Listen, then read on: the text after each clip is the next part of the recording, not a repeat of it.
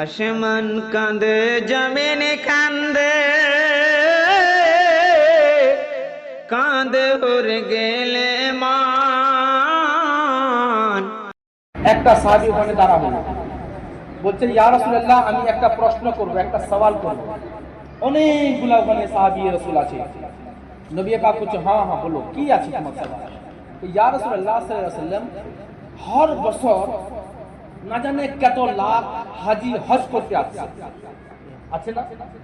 কত এক বছরে কত মানে লাখের পর লোক উমরা করতে যাচ্ছে। ইয়া রাসূলুল্লাহ সাল্লাল্লাহু আলাইহি ওয়াসাল্লাম, আমার এইটা প্রশ্ন, এই যে হাজিগুলো হজ করতে আসছে বা উমরা করতে আসছে, কার হজ কবুল হচ্ছে, কার হজ কবুল হচ্ছে? কত বড় সওয়ালটা, ছোট কিন্তু এর রাজ অনেক আছে। এই সওয়ালটা কেন করে? এই সওয়ালটা করবার দরকারটা কি ছিল? কবি সাহাবা করছে, ইয়া রাসূলুল্লাহ, হজ করার জন্য অনেক লাখের লাখ আসছে, উমরা লাখ লাখ করছে এক বছরে, তার মধ্যে কার হজটা কবুল হয়েছে, কার হজটা কবুল হয়নি, আমরা কেমন করে জানবো? তো নবী পাক সাল্লাল্লাহু তাআলা আলাইহি ওয়াসাল্লাম বলেছেন, শোনো আমার সাহাবীগুলা, কার হজ কবুল হবে, কার হজ কবুল হচ্ছে না, যেই ব্যক্তি হজ করতে আসছে, হজ করবার পরে যখন ও বাড়িতে আসছে, বাড়িতে আসবার পরে ও যদি নামাজ রোজা হজ যাকাতের পাবন্দ হয়ে যায়, বাড়িতে যাবার পরে ওনার জমিটাকে কবজা করতে হবে, ওনাকে এই করতে হবে, ওনাকে ফালা করতে হবে। তুমি দেখে নিবে, ওনার কাছে যদি সাখাওয়াত থাকবে, ওনার কাছে যদি ইমানদারি থাকবে, ওনারা যদি নামাজ রোজার মুশকিল থাকবে, বুঝে লোকে তার হজটা কবুল হবে। আর হজ করে আসবার পরে যেরকম আগেই ছিল সেরকম হয়ে যদি যায়, তো বুঝলো ওর টাকা খরচ হয়েছিল কিন্তু হজ কবুল হবে।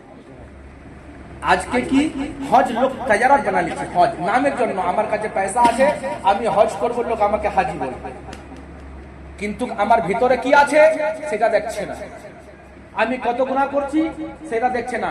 একটা আরো কথা শুনেন, আল্লাহর রাসূল জনাবে মুহাম্মদ রাসূলুল্লাহ সাল্লাল্লাহু তাআলা আলাইহি ওয়াসাল্লাম বলেছেন, হাদিস আছে যে যারা হজ করতে আসে, টাকা পয়সা খরচ করার পরে আমার রওজাতে হাজিরি দিচ্ছে, আল্লাহ তাবারক তাআলা যদি ওর হজটাকে কবুল করে নেয়, আল্লাহ তাআলা ওনাকে এরকম বানা দিচ্ছে, এরকম গুনাহতে পাক করে দিচ্ছে, যেইভাবে ও এখনই মার পেট থেকে পয়দা হয়, সুবহানাল্লাহ, এইভাবে গুনাহ, এইভাবে পাক সাফ করে দিচ্ছে।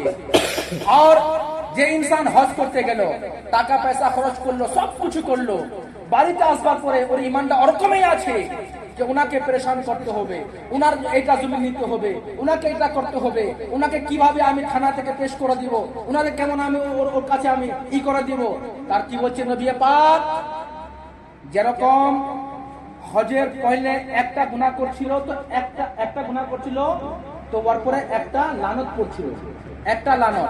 হজ করবার পরে যদি একটা গুনাহ করে, তারপর 10টা লানত, 10টা লানত, বুঝলেন তো? একটা গুনাহ করলে 10টা গুনাহ, तो तैयारत हो गए चार्ज कर। अल्लाह तबारक तआला की बारगाह में दुआ है कि अल्लाह तबारक तआला हम सबको हज करने के लिए, हम सबको हज उम्रा करने के लिए सादत नसीब अता फरमाए। नबी पाक सल्लल्लाहु अलैहि वसल्लम वहां पे बैठे हुए हैं मदीना शरीफ में। একটা পাগল মানুষ, এরকম পাগল মানুষ, তার বদনে কাপড়গুলো চিড়ে গেছে, ওর মাথায় টুপি ছিল, মাথার টুপি ফেটে গেছে, যে চপ্পল বিনা ছিল চপ্পল টুটে গেছে, ওর চুলগুলা বিখরা হওয়া, লোক ওনাকে পাগল পাগল বলে, এটা পাগল, এটা মজনু। ছোট ছোট মদিনা শরীফের ছেলেগুলা, বড় বড় ছেলেগুলা ওনাকে পাথর মারত। কোন সময় এরকম হয়ে যায় যে তার পায়ের মধ্যে খুন হয়ে যাচ্ছিল, রক্ত বার হচ্ছিল, নবীর কাছে আসছে।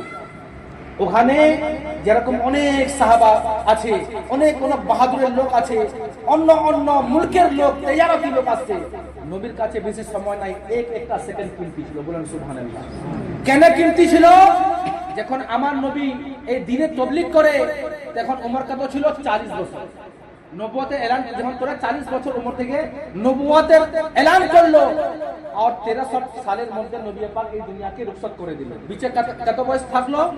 23 বছর। কত বছর? 23 বছর। 23 বছর না, এই 23 বছরের ভিতরে নবী পাক গোটা দুনিয়াটাকে কলমা শরীফ পড়াতে হবে। গোটা দুনিয়াটাকে মেসেজ দিতে হবে, গোটা দুনিয়াটাকে হজের আরকান বাতাতে হবে, গোটা দুনিয়াটাকে হজের আরকান বাতাতে হবে, গোটা দুনিয়াটাকে কোরআনের আয়াতগুলো পাঠাতে হবে। সময় নাই নবীর কাছে, এক একটা সেকেন্ড ভারী, এক একটা সময়, এক একটা সেকেন্ড মুশকিল আছে নবীর পাকের কাছে।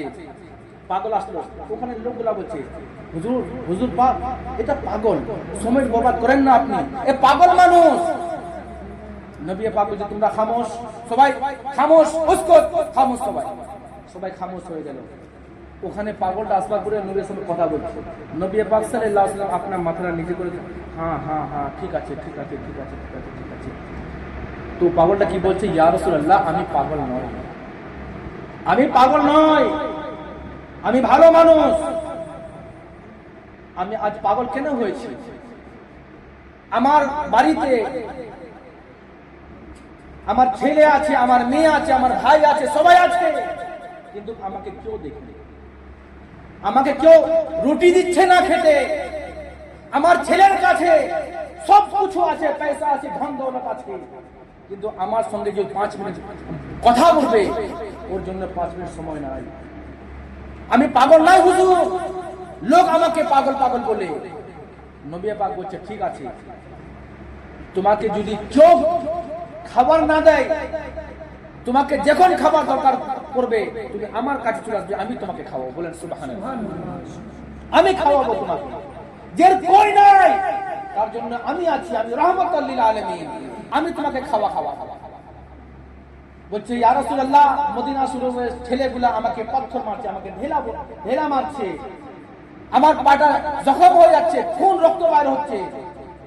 নবী পাক ওখান থেকে এলান করলো, শুনো এই মানুষটা যেই রাস্তা দিয়ে যেই পথে দিয়ে যাবে, আজ থেকে কেউ যদি এটাকে কোনো পাথর মারে না। তো কথা হলো কি, আমরা আপনারা সবাই আছেন, সবার ছেলে মেয়ে সবাই আছে, হ্যাঁ, আর যেরকম আজ একটা মিলাদ হচ্ছে, ঠিক আছে, মিলাদ মায়ের জন্য করছে, সুবহানাল্লাহ আলহামদুলিল্লাহ। যখন মা বাবা লোকের জিন্দা থাকছে তার ওইলু হচ্ছে না,